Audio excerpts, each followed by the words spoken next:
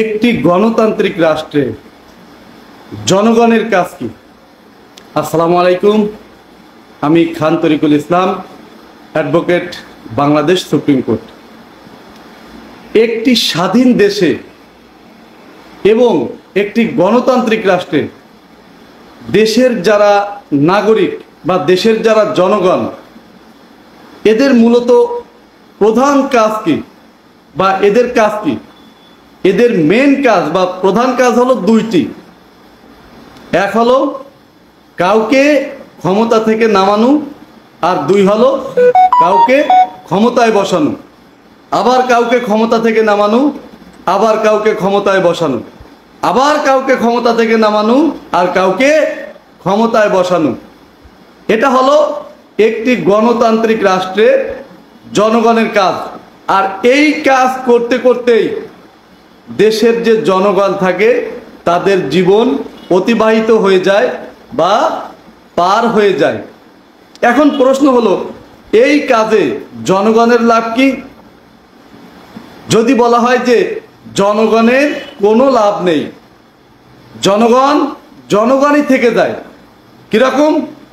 সে আগেও যা করত, এখনো তাই করে, ভবিষ্যতেও তাই করবে। এটাই হলো জনগণ। তাহলে সুবিধা কার? সুবিধা হলো যাদেরকে ক্ষমতায় বসানো হয় বা যারা ক্ষমতায় যায় তারা। কিরকম সুবিধা? মনে করেন, যখনই কোনো সাধারণ ব্যক্তিদেরকে ক্ষমতায় বসানো হয় বা নির্বাচনের মাধ্যমে ক্ষমতায় বসানো হয়, তখন কি হয়? সাথে সাথে তারা ভিআইপি হয়ে যায়।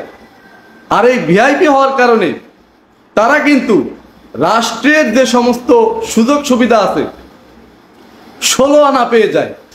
শুধু তাই নয়, এই ভিআইপি ব্যক্তিগণ অর্থাৎ রাষ্ট্রের ক্ষমতাসীন ব্যক্তিগণ এমন এমন সব সুবিধা পেয়ে থাকে ক্ষমতায় যাওয়ার পরে, যেগুলো কিন্তু জনগণ কখনো আশাও করতে পারে না, কল্পনাও করতে পারে না।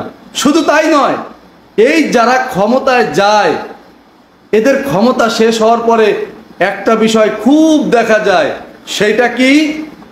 সেইটা হলো যে এক একজন এত বিপুল পরিমাণ অর্থ সম্পদের, ধন সম্পদের মালিক হয়ে গেছে যে যদি আপনি তাদেরকে বলেন যে তারা আঙ্গুল ফুলে কলা গাছ হয়ে গেছে, তাহলে এটা কি হবে? একেবারে ডাহা মিথ্যা কথা হবে, সম্পূর্ণ অসত্য কথা হবে। তাহলে কোনটা সঠিক হবে? যদি আপনি বলেন যে তারা এক একজন আঙ্গুল ফুলে বিরাট একটা বটগাছ হয়ে গেছে, তাহলে কিছুটা সত্য হবে। আর জনগণই থেকে যাবে। সবাই ভালো থাকবেন। আসসালামু আলাইকুম।